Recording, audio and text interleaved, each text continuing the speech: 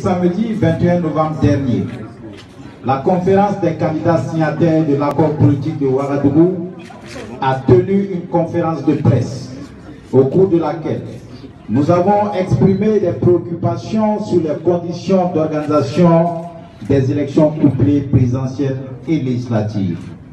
Ces présidentielles et législatives se sont tenues le 22 novembre 2020, comme prévu par le décret de convocation du corps électoral.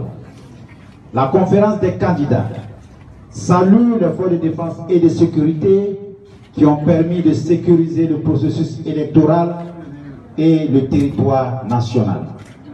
Malgré nos multiples mises en garde contre toute proclamation précipitée des résultats, ce lundi 23 novembre, peu après 13 heures, la CENI a commencé à annoncer les résultats de l'élection présidentielle sur lesquels nous nous réservons de nous prononcer ultérieurement. En revanche, nous nous prononçons d'ores et déjà sur l'organisation générale du scrutin et à ce propos, nous exprimons toute notre consternation quant à la manière dont ces organisations ont été faites. Il est avéré que les bureaux de vote prévus pour être ouverts sont restés fermés, alors que d'autres bureaux qui ne devraient pas s'ouvrir pour raison d'insécurité ont été ouverts à la dernière minute sans une concertation préalable des acteurs politiques et sans le quitus du Conseil constitutionnel comme il se devait. Or, du matériel de vote dans plusieurs localités ont entraîné des confusions et des retards qui n'ont pas permis à de nombreux électeurs d'exercer leurs droits citoyens. 6. Le transport non sécurisé dure sur des motos, ce qui est source de fraude dans le processus de compilation des résultats. 7.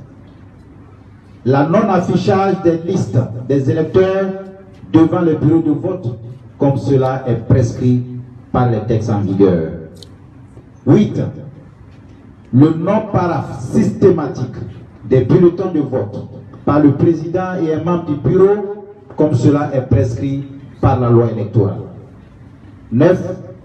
La non-prise en compte, la non-prise en charge des représentants des partis politiques dans les bureaux de vote, contrairement aux dispositions de la loi électorale.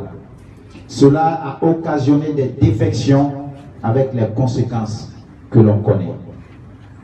Enfin, l'ensemble du processus a été fortement émaillé de fraude.